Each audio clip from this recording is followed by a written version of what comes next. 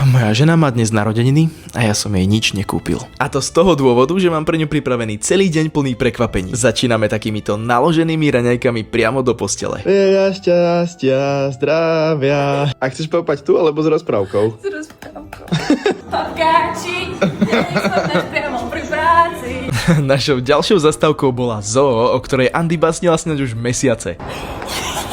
Dokonca som si tam aj vyskúšal moju prvú platbu M-Bank prsteňom a akože je to neskutočne pohodlné. Strávili sme tam asi 3 hodiny a krásne nám to časovo vyšlo, pretože sme mali rezerváciu v jednej reštike, kam Andy moc chcela ísť a veľmi ma tešilo, keď som videl, aká je z toho rozčarovaná. Ďalšia pohodlná platba M-Bank prsteňom a ideme ďalej. Vieš, kde je ďalšia zastávka? Poďme do múzea. Ja sa veľmi teším, že ma počúvaš. Takže ma poslúchaš. Lebo inak čo? Jak to šteneš pesťou. Od tej peste to veru nemalo ďaleko, lebo bolo... Zatvorené. Ale tak nahralo mi to do karát. Doma sme sa trošku aspoň refreshli, pretože... Ideme do kina? Áno. Ja som to tušila.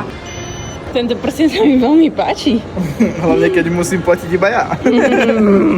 S Andy sa často smejeme, že sme srdcom stále deti, tak som ju vzal na novú rozprávku o mimoňoch. Ďalšou vecou, ktorú mám naplánovanú, je, že chceme recreatenúť naše prvé rande. Bol som teda kúpiť nejaké stoličky a stôl a inak ak by ste chceli tiež takýto naložený platobný prsteň, tak pri založení účtu v M-Bank ho máte len za 10 centov. Naša posledná zastávka. Takto podobne začínalo naše úplne prvé rande. Teraz tiež neviem, komu ideme. Ale myslím si, že tušila. Nachystal som nám to najlepšie, ako som vedel a posledné prekvapko mohlo byť odhalené. Ideme si recreatenúť naše prvé rande. Ujo kričal, že to je romantika. Hej.